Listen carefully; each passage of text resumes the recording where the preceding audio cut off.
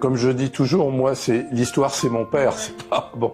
Moi, je la raconte et comme vous l'avez mis d'ailleurs dans les questions, mon père et ma mère avaient eu la bonne idée de garder des documents parce que mon père savait qu'il avait eu une histoire qui n'était pas banale.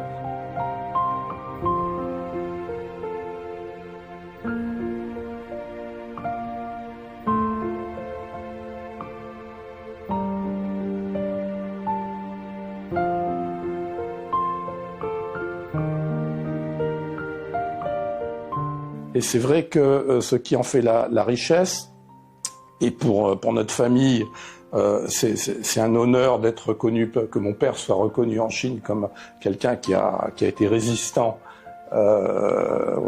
antifasciste pendant cette guerre-là qui a été extrêmement dure.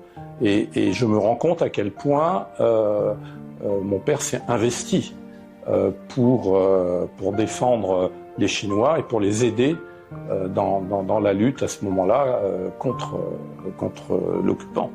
Enfin, c'était la même chose en France avec les Allemands.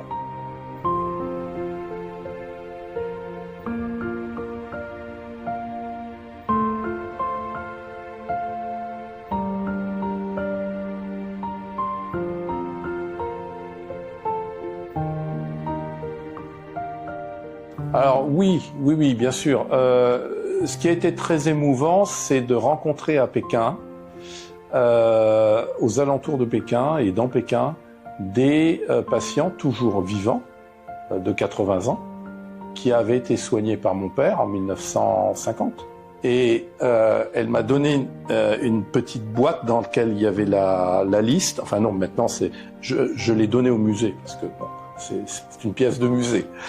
C'est extraordinaire. Elle a gardé ça.